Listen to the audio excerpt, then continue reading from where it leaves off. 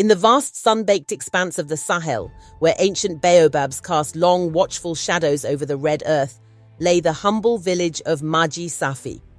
Life here was simple, governed by age-old traditions and the steady rhythm of communal existence. Each sunrise promised hope, and every dusk was marked by ancient songs passed down through generations. Yet, on one fateful day, the promise of a brighter future was shattered by a single man whose ambition would forever alter the lives of the village's girls. Kito, a young teacher fresh from the city, arrived in Maji Safi with a reputation that had stirred both excitement and apprehension. Dressed in a neatly pressed tunic, his eyes sparkled with modern ideas that seemed to promise liberation from the confines of tradition. The villagers, eager for change, welcomed him into their modest school, a sun-baked building where chalk dust mingled with dreams of progress. Kito's lessons were innovative and bold. He introduced his students to new ways of thinking about science, literature, and art, and the air in the classroom buzzed with a promise of transformation. The village girls, in particular, found themselves entranced by his vision of a world where they could shape their own destinies. Amina, with her gentle smile, Zuri, whose quiet determination shone in her eyes, and little Nia, ever curious and hopeful, became his most ardent followers. Within a few weeks, Kito began holding special sessions after school. He invited his most eager students to a secluded corner of the compound, beneath the shade of towering mango trees. Away from the watchful eyes of parents and elders, he introduced these girls to what he called sacred lessons, a promise of hidden power and untapped potential. In the cool, fading light of the afternoon, the girls would sit in a tight semicircle on the dusty ground. Kito drew intricate symbols in charcoal on the earth, blending ancient motifs with modern designs. His soft, persuasive voice wove stories of forgotten deities and secret energies that could awaken a power lying dormant within each of them. "Within you burns a spark that can light the path to greatness," he declared, each word dripping with an allure that was both hypnotic and dangerous. For the girls, the idea was irresistible. They were taught that true strength lay in defying the traditional roles assigned to them, and Kito's lessons offered a glimpse of a future where they could break free. Yet beneath the surface of his inspiring rhetoric lurked an ambition darker than any of them could have imagined, a hunger for control that would soon turn promise into peril.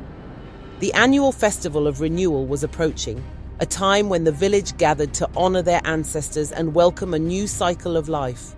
The air was thick with anticipation and the mingled scents of incense and fresh millet. Faces were adorned with vibrant pigments, and the drumbeats echoed through the lanes of Maji Safi, heralding a day meant for celebration and hope. Kito saw this festival as the perfect stage for his most daring lesson. On the morning of the festival, while the village bustled with preparations, he gathered his most devoted students in a repurposed classroom at the far end of the school. The room was transformed into a makeshift altar. Brightly colored cloths were arranged in geometric patterns on the earthen floor, and small bowls of fragrant herbs and spices sat like offerings to unseen deities. With unwavering determination, Kito addressed the girls. "Today, you will awaken the power within you," he proclaimed. "Today, you step beyond the limitations of our traditions." His voice echoed with an intensity that left no room for doubt. The girls, hearts pounding with a mixture of hope and trepidation, took their places in a tight circle around him.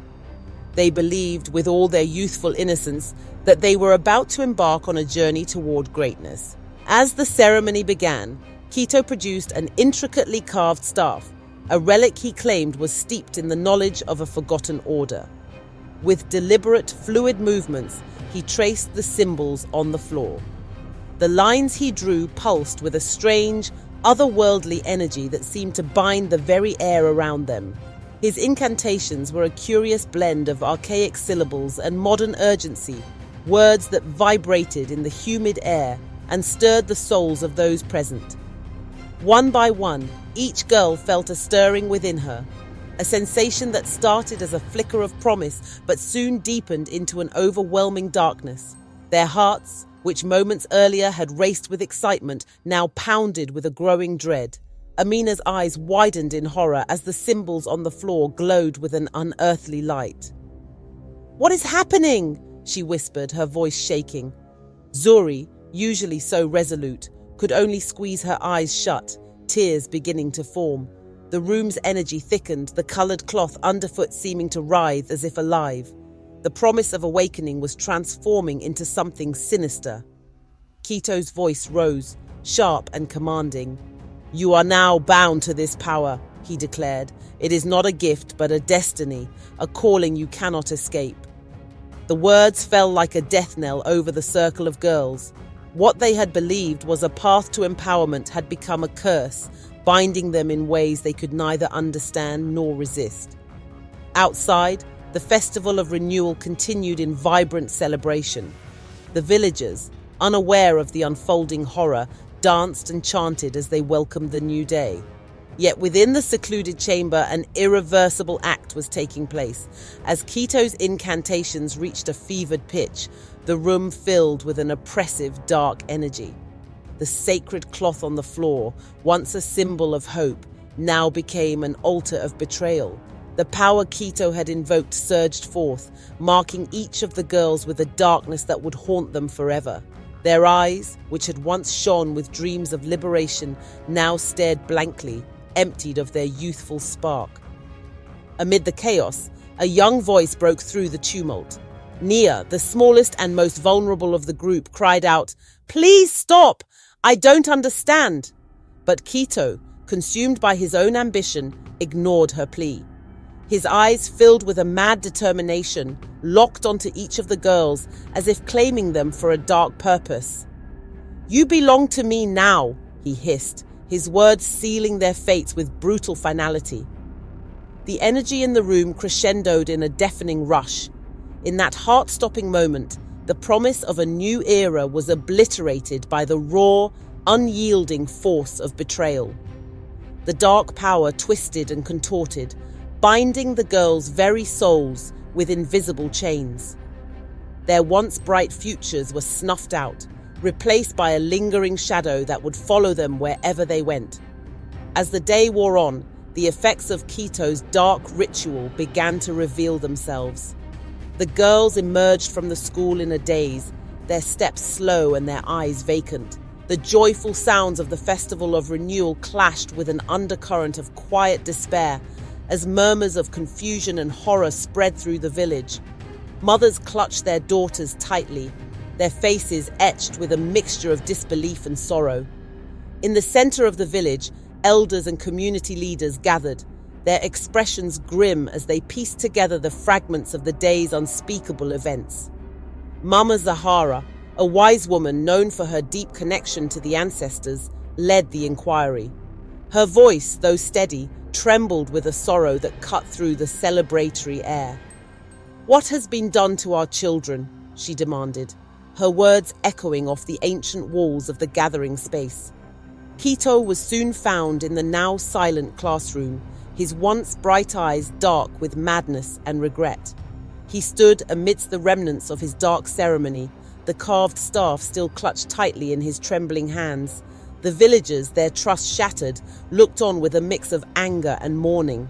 The teacher who had promised liberation was now the architect of ruin, a man whose ambition had left a trail of broken futures in its wake. The confrontation was swift and merciless. Under the stern gaze of the elders, Kito's desperate excuses fell on deaf ears. "I only wanted to awaken their inner strength," he pleaded, his voice cracking with remorse and terror. But his words were drowned out by the collective grief and fury of the community. The sacred trust between teacher and student had been violated beyond repair. Mama Zahara's eyes burned with a fierce determination as she declared, "You have stolen the light from our daughters, and you must answer for this sin." The villagers, united in their pain, dragged Kito away from the chamber. His fate was sealed by the ancient laws of the land, a fate that would forever mark him as a pariah among his people. For the rest of that harrowing day, Maji Safi was gripped by an unshakable sorrow. The girls, whose lives had been irrevocably altered, wandered through the village with hollow expressions, their inner light dimmed by the shadow of Quito's dark ambition. Mothers wept silently, and the elders held midnight gatherings, determined to find a way to purge the lingering curse that now tainted their community.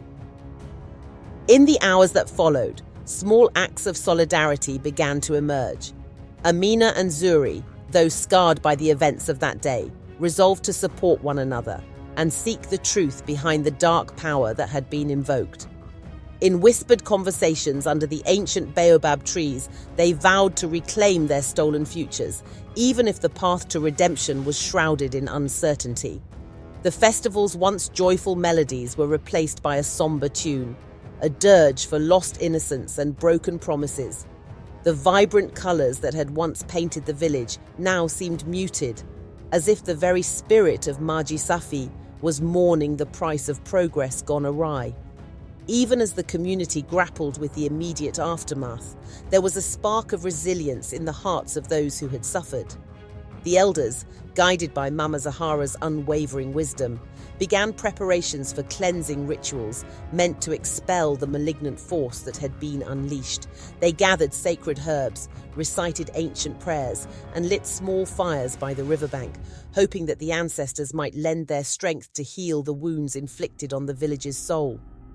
For the girls, the road ahead was uncertain. The dark mark left by Quito's actions would forever serve as a reminder of that fateful day. Yet even in the depths of despair, Amina, Zuri, and the others clung to a fragile hope that one day they could reclaim their power on their own terms and transform their sorrow into strength.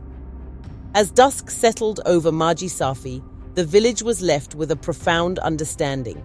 The promise of modernity and progress must always be tempered by respect for ancient wisdom. The ambitions of one man had not only wrecked the lives of the village girls, but had also fractured the trust that had sustained the community for generations. In the weeks and months that followed, Maji Safi would slowly begin its journey toward healing. The scars of that single, catastrophic day remained, but they also became a catalyst for change. The girls, though forever marked by the dark ritual, began to find new ways to express their inner strength. In quiet moments of solidarity, they shared stories of hope and dreams of a future where they would control their own destinies. A future that had been snatched away in a moment of betrayal.